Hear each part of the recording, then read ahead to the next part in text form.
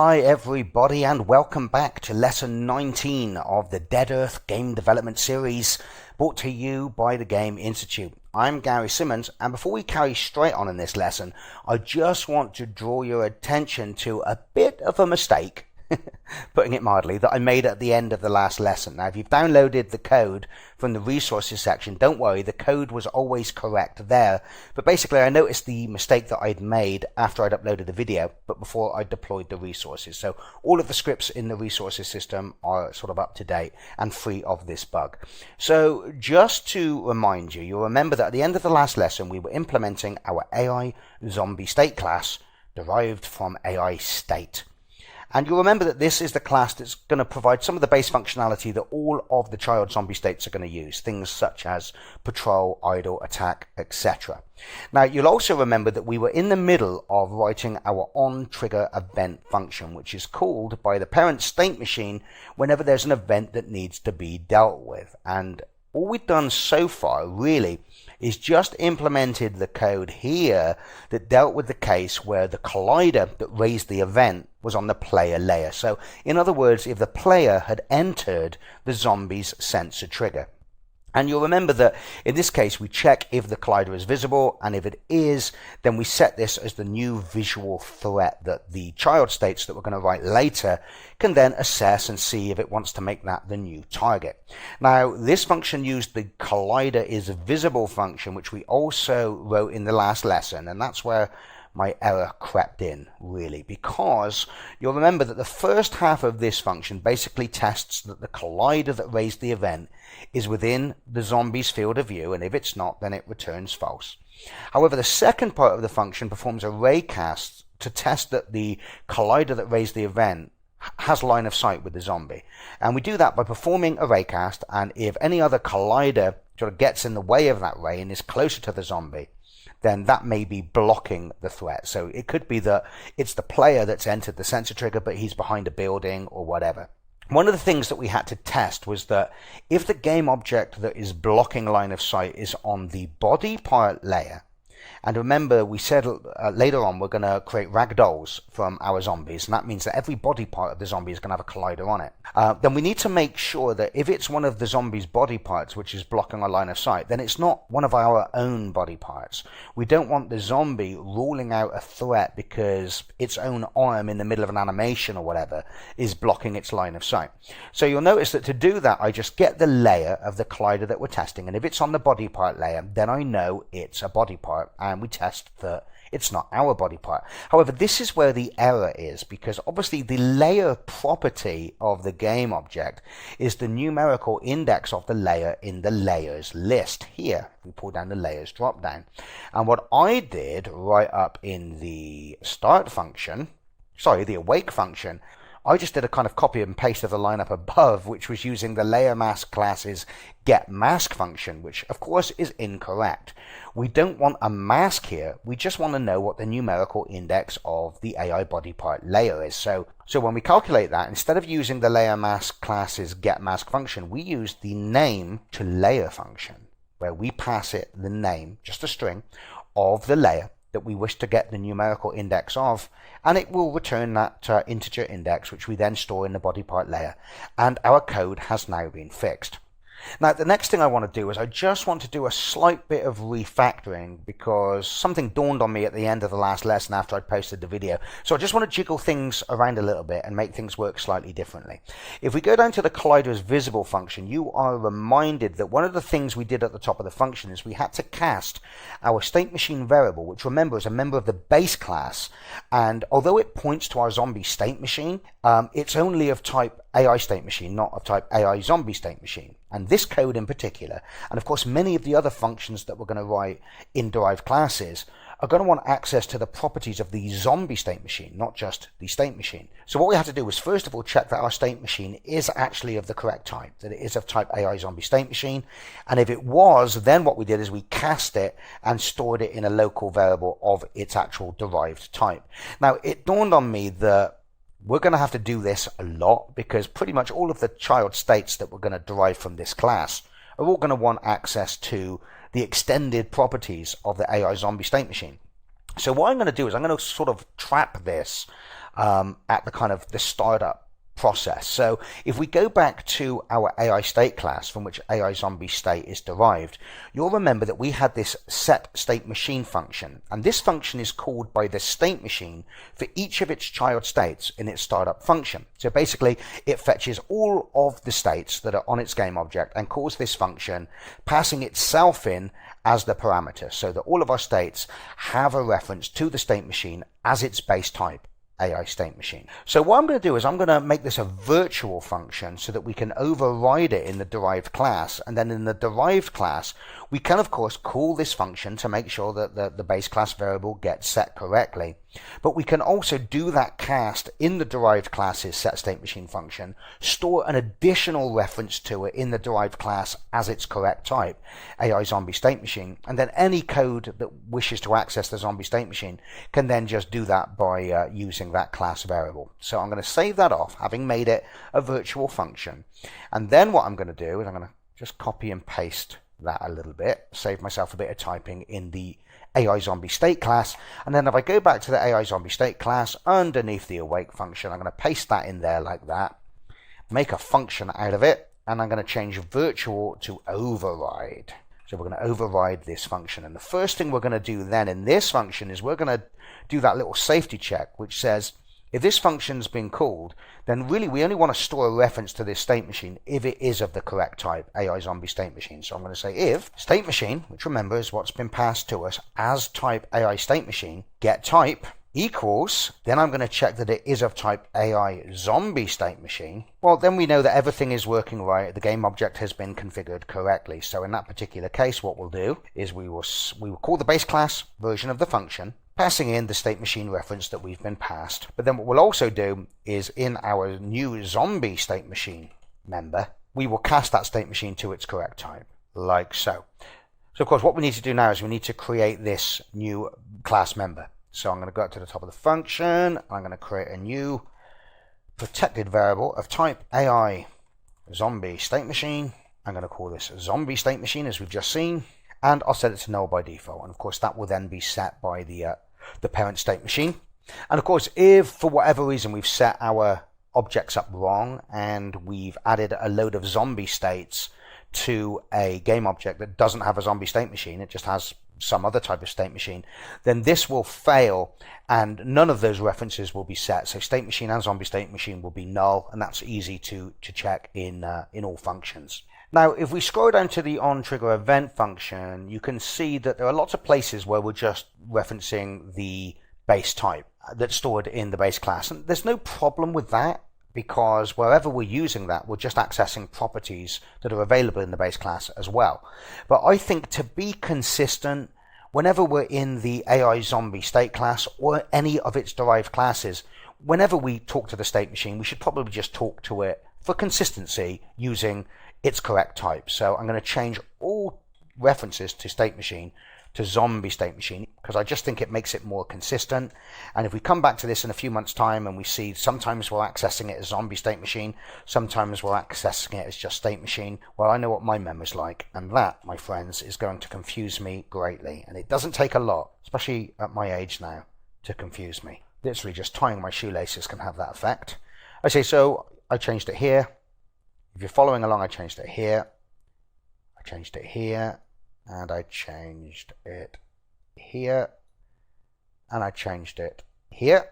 And if we go down to the collider as visible function now, we can get rid of that whole checking the type and casting it to the correct type, because we already have it as the correct type in our zombie state machine member. So I'll delete that code, and then I'll change, just like I did in the other functions, anywhere where it references state machine to zombie state machine. Here I need to change that, of course, where we're using that local variable which no longer exists, zombie state machine, like so. I need to also upgrade this to zombie state machine here, where we're just getting the radius of the sensor trigger. And here I need to change zombie machine to zombie state machine. I think that might be it. Now there is one case here where I'm using the base type of the state machine rather than zombie state machine, but I'm going to leave that how it is, because in this particular case we're just fetching the reference from the game scene manager's get AI state machine function, which remember is a function that allows us access to that dictionary where we've stored all of the state machines as their base type in a dictionary with all of the colliders that belong to them. So we could change this to zombie state machine, but then we'd have to perform a cast here to cast it back to the correct type. So I'm just going to leave that as a state machine here. Okay, so there you go. That's all upgraded. Sorry for that slight detour, but you know, one of the things of this whole series is I'm kind of making this up as I go along. So you're getting a true insight into the development process and how I'm going to change my mind lots of times, probably between videos. And that's good. That's just showing you the thought process that was involved. So if I go back to Unity now, I have an error. Oh, I forgot to say return false. I'm sure you spotted that before me. Okay, now we should be in business. And there you go. So I'm now going to go back to our AI zombie state class and our on trigger event function, and we're going to add some code to deal with some of the other types of threat, because at the moment all we've dealt with is when the threat is on the player layer. In other words, if the player's collider has entered the sensor trigger. Now the next thing I think I'm going to handle is the player's flashlight. Now the way that the flashlight is going to work in this game, I'm just going to create some temporary game objects in the scene, because obviously we haven't created our player yet. So I think what I'm going to do is I'm going to go to the game object menu and I'm going to create a new 3D object, and I'm going to create a capsule. And just holding Control and Shift so it snaps to the floor. I'm going to kind of bring that up. So let's pretend that this capsule is our player's collider, okay? And then what I'm going to do is I'm going to create a child game object of that of type cube. What I'm after here is actually a box collider. And what we're going to do is we're going to create the flashlight's influence as a box collider. Now, I know what you're thinking. In reality, the light that is sort of cast out from a torchlight would be more correctly modeled as a cone or something like that, and you can certainly do it that way if you want. You could go into 3ds Max, you could create a very low tessellated cone, bring that in, create a mesh collider for it, and then just remove the mesh renderer, and then you're just left with a cone shaped collider. However, I think a box collider is going to be just fine for the flashlight's trigger area, because the way I see it, it's kind of the light is going to be much more potent sort of in the center anyway.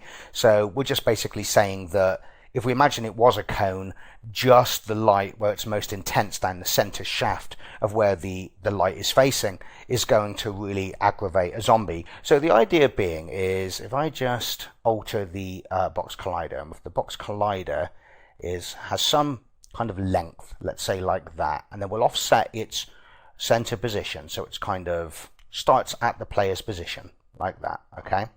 And then obviously what we're doing is as the player's walking around the level with his flashlight, the flashlight is shining, and if at any point, where's Zombie Jill gone? Oh, there she is. There she is. Hang on, let me just turn it around.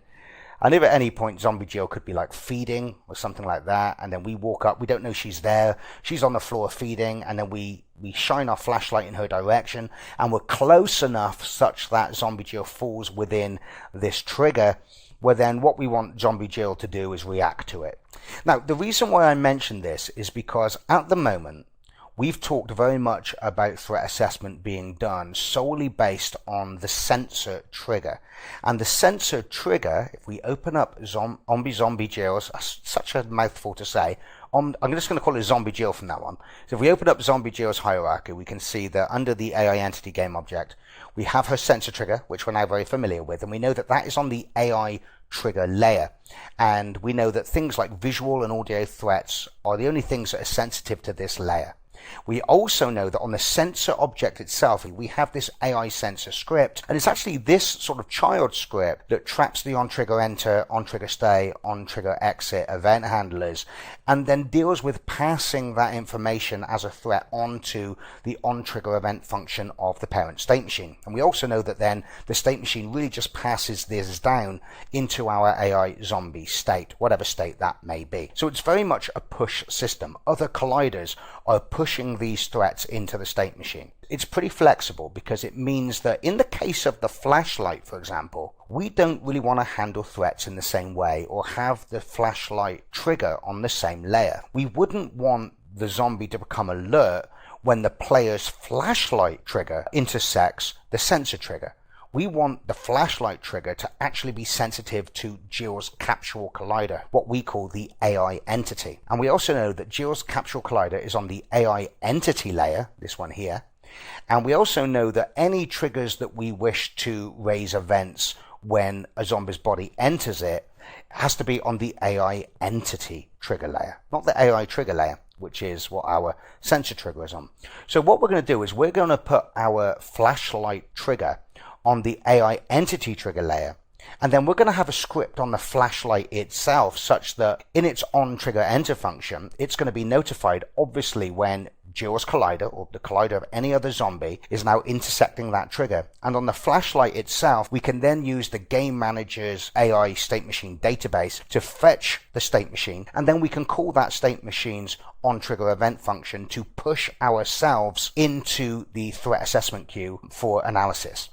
So that's why this system is quite flexible, because any script anywhere can push itself as a potential threat into a state machine's on trigger event function. And that's what we're going to do with the flashlight. And that is why I use tags in the on trigger event function to identify the different types of threat rather than just using layers, because our flashlight trigger, for example, isn't going to be on an audio or visual aggravator layer. It's going to be on the AI entity trigger layer.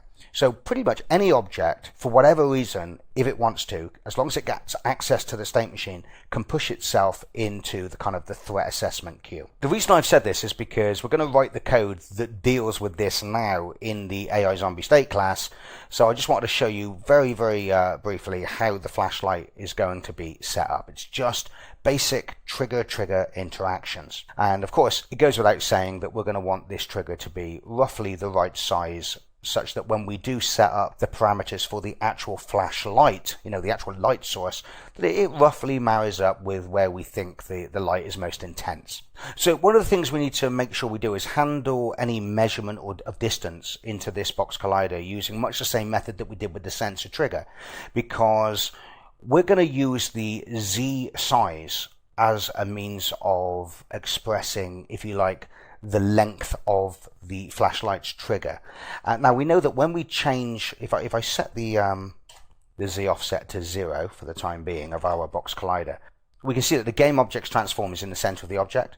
So if we make the thing bigger, like say, I don't know, let's say we make it 10 units long, and then move the origin back to where the player is, then really we're only using half of the flashlight, and half of the flashlight goes behind the player.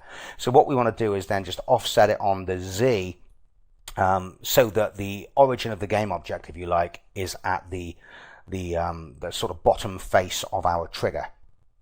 Okay, so we're going to need to make sure that when we're doing distance checks that we use that lossy scale procedure that we did before, so that if any of the transforms, either its direct transform or the scale of any transforms in the hierarchy, are not just 1, 1, 1, then we need to apply that scale down to the size so that we get the world space size and the world space position of where this trigger begins. So hopefully that makes sense. So the next thing I'm going to do is create a new tag that we can use to identify the player's flashlight collider. The flashlight plays a very important part of the game, so it can have its own tag.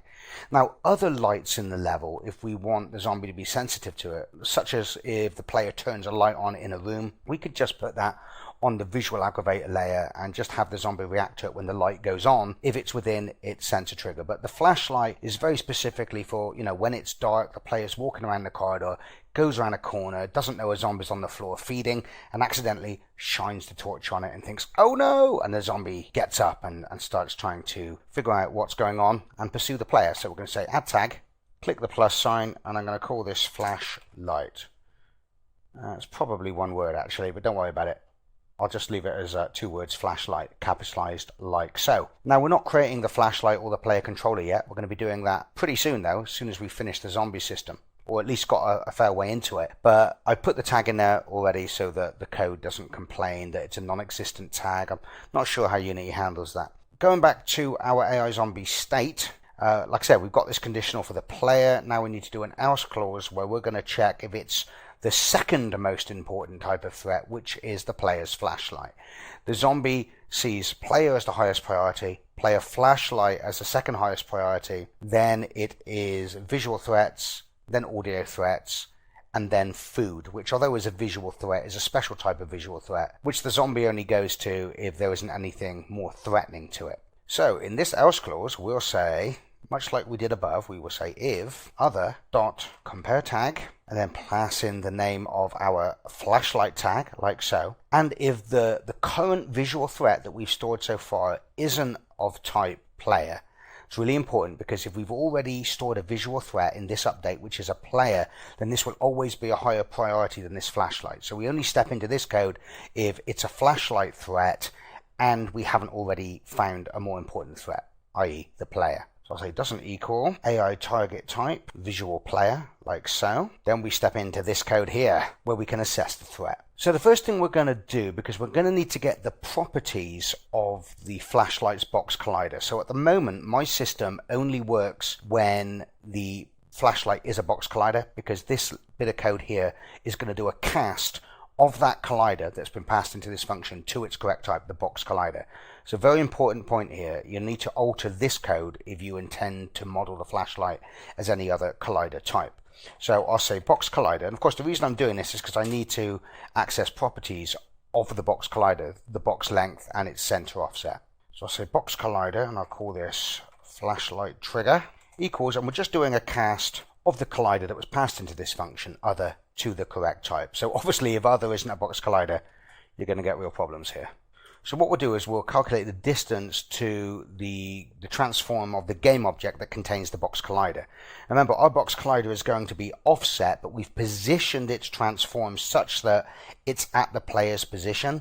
So we're really calculating the distance from kind of the player's hand, if you like, to the zombie. So we'll call this distance to threat. We'll say equals, and we'll use Unity's vector3.distance function, which we use all the time, and that is going to be zombie state machine dot sensor position, and we want to measure distance between that and the trigger's transform dot position, like so. And then next we want to calculate the world space z extent of the box, how far it protrudes out from the player, and we're going to use that to calculate how much we've penetrated into the light source. So I'm going to say float z size equals, and we need to get the flashlight trigger's z extent, so flashlight trigger dot size dot z. That's why we needed to cast as a box collider, so we could access these properties here. And then we're going to multiply that by the lossy scale of its transform, so that if there have been any scales along the way in its parent hierarchy, they are all factored in, and we don't just get the size that's specified in the inspector, which is like a local size. We get that all of the parent scales integrated into that.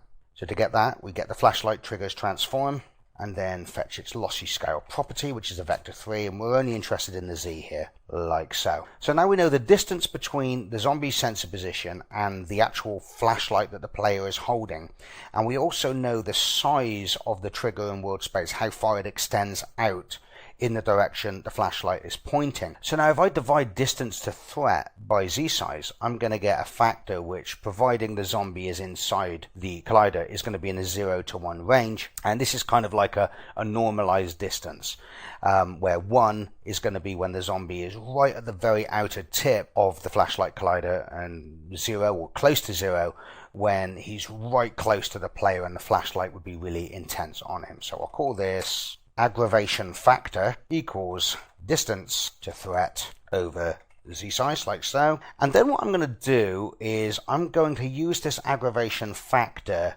to determine whether the zombie reacts to it, so that all zombies don't react to it the same way. It's going to be very much based on the sight of the zombie. You know, if the zombie doesn't have good sight, then, which we know, by the way, that sight is in the 0 to 1 range. So we can literally say if the aggravation factor is greater than the zombie's sight, then the zombie doesn't react to it, because only if the flashlight is much more intense on that zombie will it react to the flashlight. I think we'll also say as well, given the fact that if a zombie's feeding and the area around the zombie is suddenly illuminated, then I think intelligence plays a part as well. Now we know that our AI zombie state machine also has an intelligence factor, which is once again in the 0 to 1 range. So I think we'll use that in exactly the same way. We'll say that if the aggravation factor is less than the zombie's sight range and it's less than intelligence of the zombie, then it means that it falls within the thresholds of the zombie's capability and the zombie will react to it.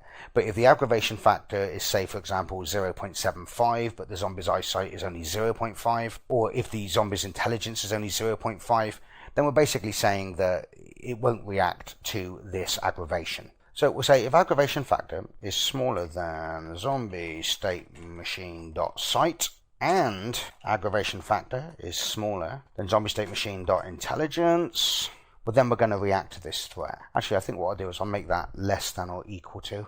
And of course that's all we have to do now, is just set it as the threat, because we don't have to check if the collider is visible. In fact, the flashlight will very often push itself into the event queue even if it's not visible. Like I said, if you're behind the zombie and you shine a flashlight on its back, it's going to react to it. So we just need to set this now as the new visual threat. So we'll say zombie state machine dot visual threat dot set, like so, and as the target type we will pass in AI target type, and we've already set up one for the light in that enumeration. It's called a visual light.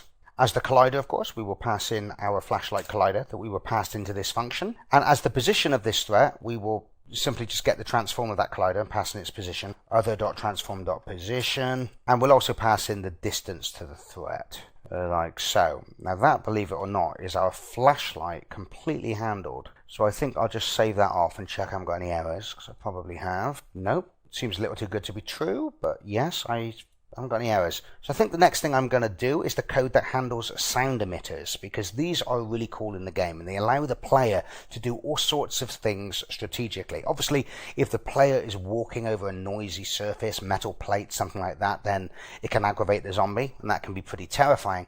But the player can also use sound emissions to its advantage. It could, for example, go up to a car, bang the car, set off a car alarm, deliberately to draw the zombies out of an alley that he's intending to get to. So he could set off the alarm, then run away from the car, all the zombies go and investigate the sound, leaving his way free. So pretty cool stuff. So we know that sound emitters are literally just going to be triggers that are going to be on the audio aggravator layer. They're nothing more than that. So in our game, when we wish to enable one of these sound emitters, such as when the player fires a shot in his gun or whether he sets off a car alarm, then we're just going to have a script somewhere that just turns on a trigger on the AI aggravator layer of a certain size. And if that trigger intersects any zombie's sensor trigger, well then we know that the sensor trigger is sensitive to it and it's going to register it as a threat.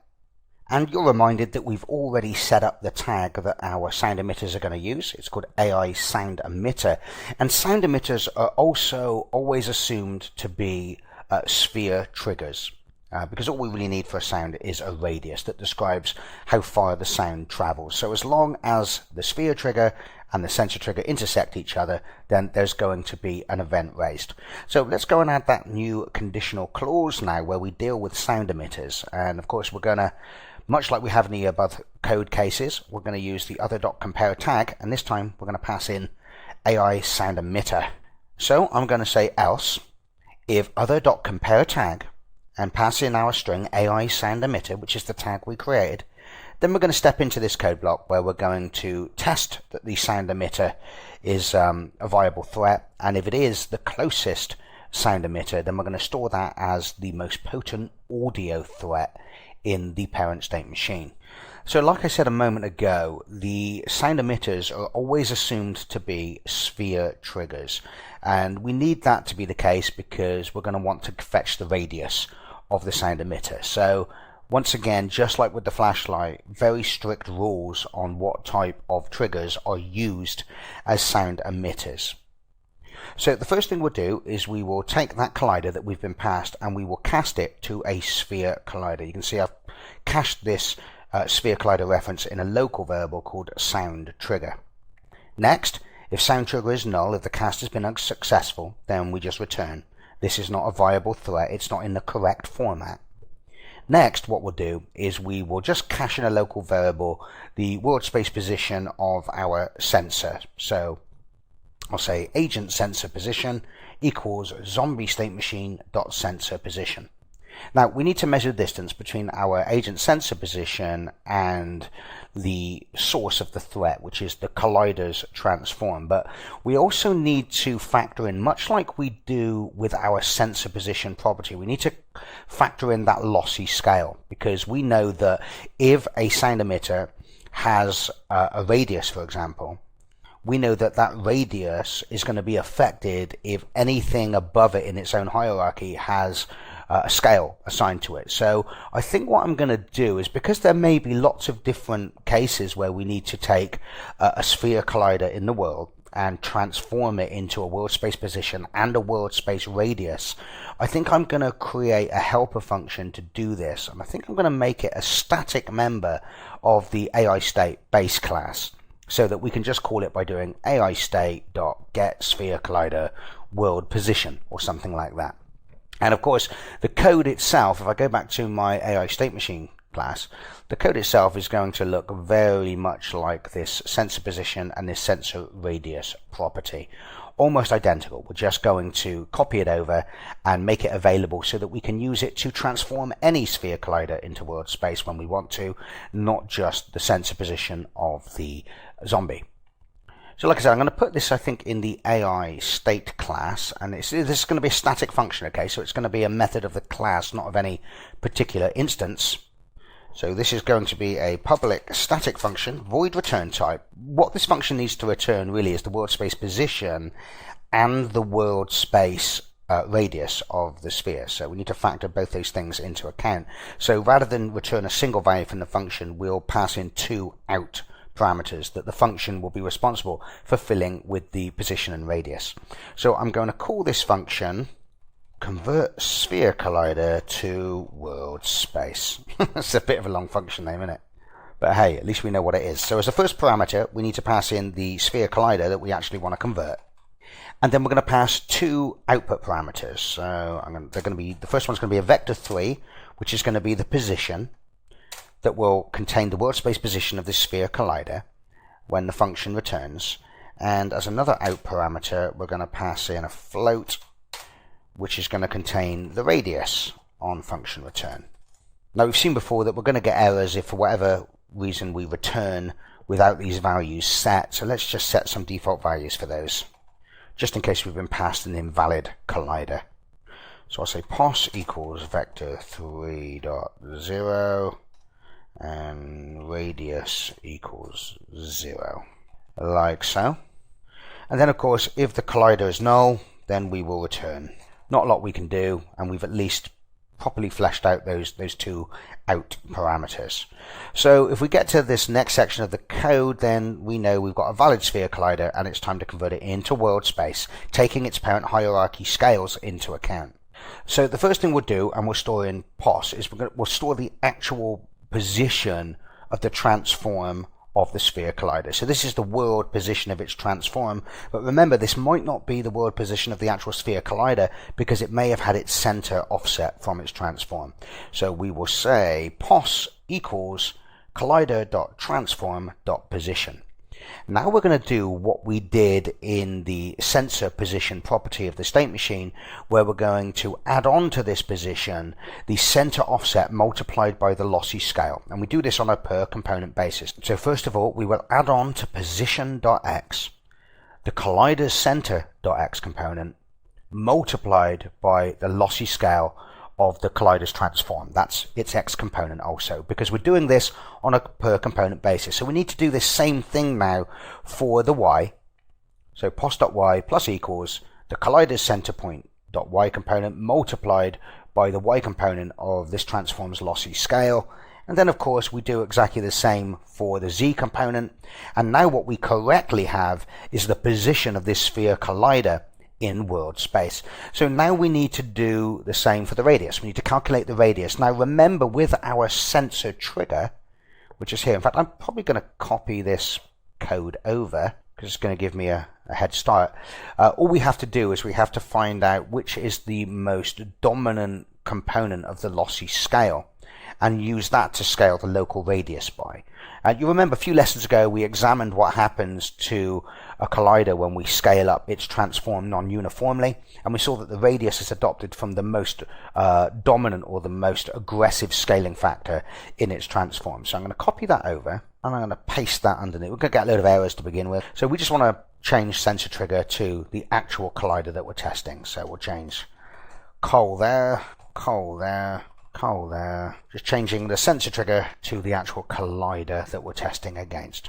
So you can see the first thing we do in our radius member is we store whatever is the maximum, the local radius of the collider multiplied by the x component of the lossy scale, or the radius of the collider multiplied by the y component of the lossy scale. So if x was larger, this will be the x. If y is larger, it will be the y. And then we kind of do the same again. We just need to test it against the z component using the same method. So we're going to take whatever our radius is above and take the maximum of that and the collider's radius multiplied by the collider's lossy scale z component. And I think that pretty much does it. Let me just put some comments in here. So at the top here I've said for the comment, it converts the past sphere collider position and radius into world space, taking into account hierarchical scaling. And then above here I'll just say calculate world space position of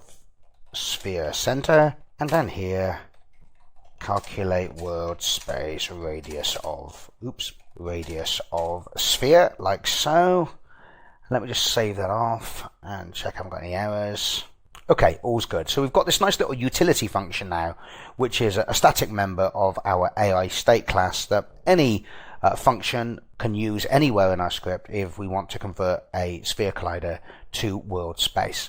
So going back now to our zombie state where we were dealing with the sound emitter, what we can now do is we can now fetch the world space position and radius of the sphere collider by using that function, and then we can then compare that world space position against the sensor position, which of course is the world space position of the center point of the state machine's sensor trigger. So to do that, we need to first of all declare those two variables that we're going to pass in as out parameters to that function we've just created, so that on function return they contain the position and the radius. So I'll create a vector3 called soundPos and a float called soundRadius. And then I will call our AI state convert a sphere collider to world space function, passing in our sound trigger, passing in the sound position and the sound radius variables as out parameters, so that on function return these variables will contain the correct information. Once we have that, we can then calculate the distance. So I calculate distance to threat equals our sound position, which we've just calculated above, the world space position of our emitter, minus the agent's sensor position, dot magnitude. Now obviously this is just another way of saying vector3 dot distance and passing in soundPos and agent sensor position, but sometimes I like to mix it up to show you the many different ways that you can do the same thing.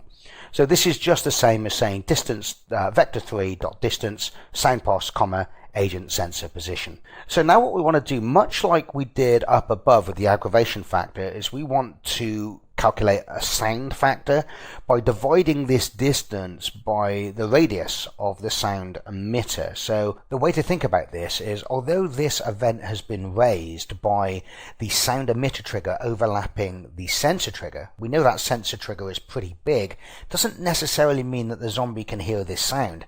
In order for the zombie to hear the sound, the zombie itself, or in other words the zombie's head, which is the sensor position, has to be inside to some degree the sound emitter's sphere trigger. So we're only using the overlap between the sensor trigger and the sound emitter trigger to put something in the queue that needs to be examined more closely.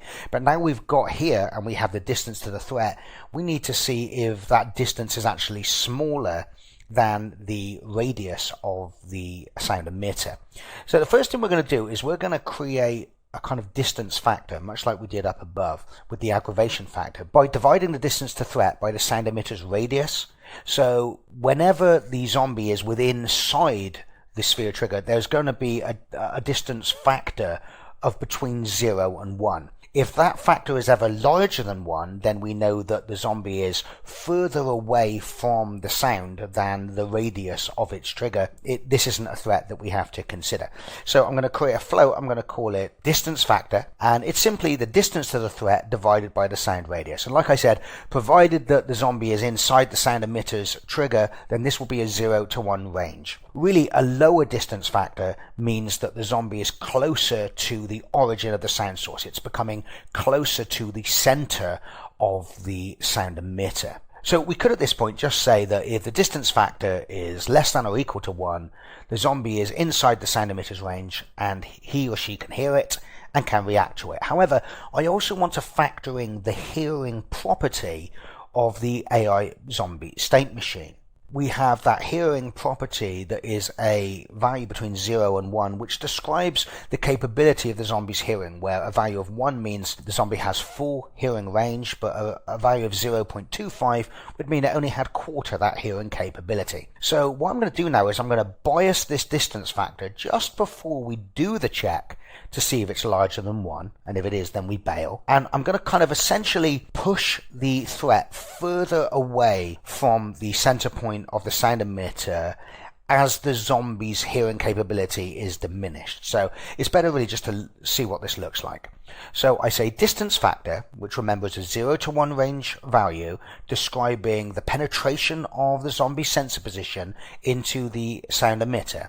But then I'm going to add on to that the distance factor again multiplied by 1 minus the zombie state machine's hearing capability. So in the case where the zombie has full 100% hearing capability, this line is essentially a no-op, and distance factor is simply calculated as above. That's because if hearing was 1, then 1 minus 1 is of course 0, and we're adding on distance factor times 0, which would be 0, and distance factor remains unchanged. However, if the zombie's hearing capability was only 0.25, a quarter of the maximum, then of course 1 minus 0.25 would be 0.75, and we would be adding on to the distance factor 75% of that distance factor again. And this in the case where a zombie with poor hearing is maybe half of the entire radius away, the distance factor would now be pushed above 1. So it's almost like we've pushed the zombie temporarily outside of the sphere trigger. You cannot hear this sound. So all we need to do now is we need to say if the distance factor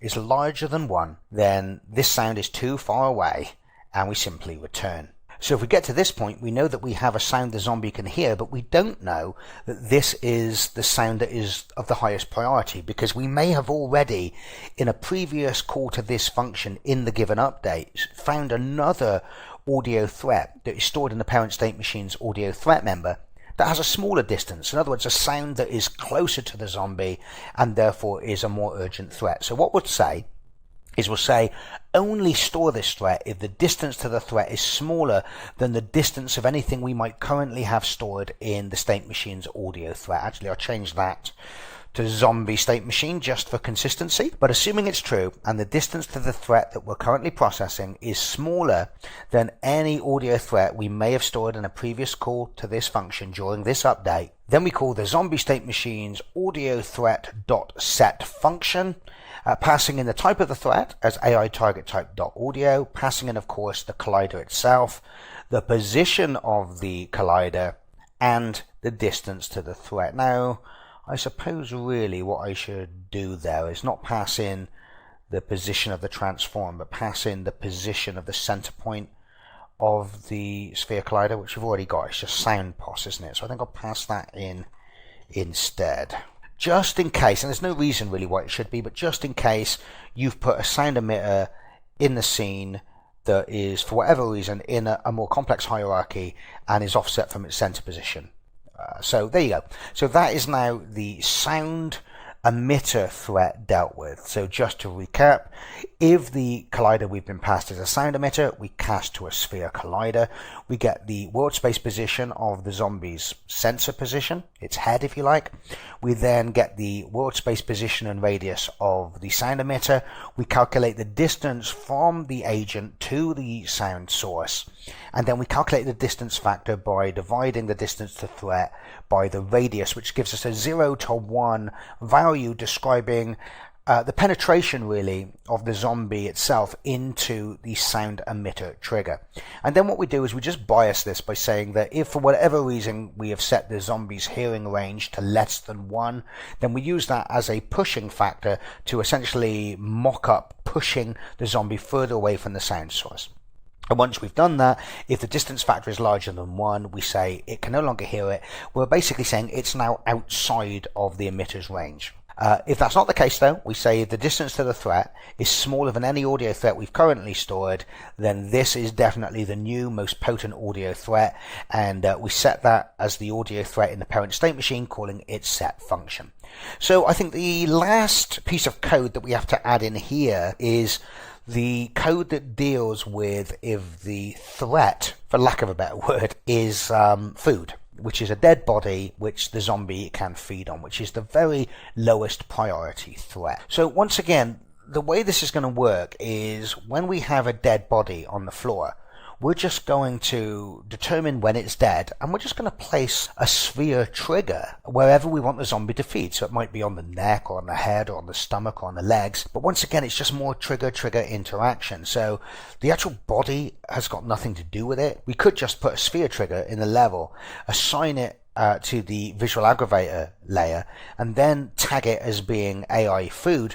And even though there's no object there, the trigger's there, the zombie will see it as food, it will run over, crouch down and start feeding at that point. So once again, it's just a trigger that we can put on any object that will make the zombie think it can feed on it. And of course, we're going to be putting that on dead bodies.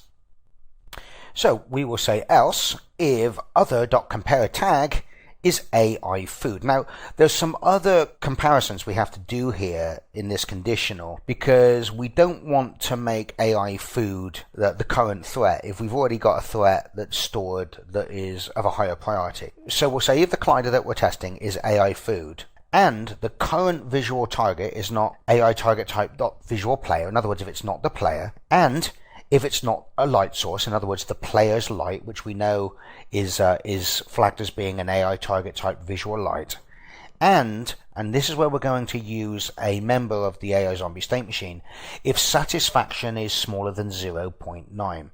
Now, remember I said that satisfaction is much like the hunger of the zombie. So what we're basically saying is if the zombie's tummy is at 90% full up, then we're not going to go and look for food just yet. We're not that interested. We're not that hungry. But as the zombie moves around the level and indulges in combat, there are going to be things eventually that make his sort of satisfaction diminish, so the zombie essentially becomes weaker and more interested in food. So we're basically just saying if this threat is food, and we haven't already stored the player or a light source as the most potent visual threat, and if the zombie's satisfaction is smaller than 90%, in other words, it's hungry, then we want to process this threat. I'm just looking at this, whether, because at the moment this would overlap an audio threat, which it probably shouldn't do. So I probably want to check that the audio threat isn't also set to something other than none. So I'll say, and if zombie state machine dot audio threat dot type equals AI target type none. In other words, if no audio threat has been registered at all, then we will step into this function. So you can see that the food is a very low priority threat. It's the lowest in the food chain. So the first thing we want to do is we want to calculate the distance from our zombie sensor position to the collider. We've done this a million times before. Well, not a million, but distance to threat equals vector3.distance, the position of the threat, and the sensor position. Those are the 2 points we're measuring the distance between. Then, next up, we want to say if distance to threat is smaller than the state machine's current visual threat dot distance. Now remember, this code is only ever going to be stepped into if the visual threat that we've currently got stored is basically AI food or none. We'll never step in here if it's a threat that is of a higher priority, such as the player or the player's flashlight, etc. So if we step into this code, we know that if there is a visual threat, then it's going to be AI food. So we want to go for this AI food if it's closer than any other AI food we've stored. And if it's not, then we just ignore this object of interest. So inside this conditional, we're going to say if the collider is visible. Now this is an important point because we don't want the zombie running to feed on a body that is behind a building, right? Because it wouldn't be able to see that body. So we're going to do the whole, if it's within the field of view and it's got clear line of sight, then the zombie will go and feed on it. So we're going to use our collider is visible function again, passing in once again the collider that we want to test. Also passing in as an out parameter a hit info, just in case we want to get any information back, which I don't think we do in this particular case. And as the third parameter, you know that we pass in the layer mask of the layers that we wish to include in the raycast. Now, when we did this with the player up above here, where is it? There it is, this line here. Put that down like that. You can see that we passed in the player's layer mask. And the player's layer mask was essentially, it contained the player layer, the AI body part layer, and the default layer. Now in this case we want to include these layers and an additional layer. We want to include the visual aggravator layer because the AI food is going to be on the AI aggravator layer, and that's the thing we're casting array to, and hopefully the thing that we're going to intersect if there is clear line of sight.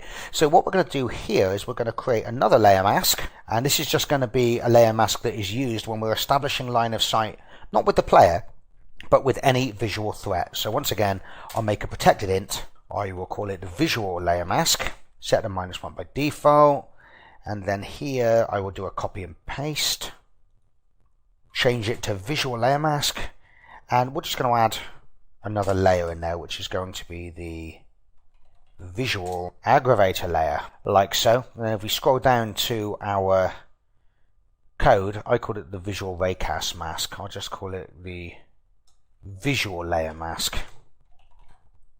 There you go, like that.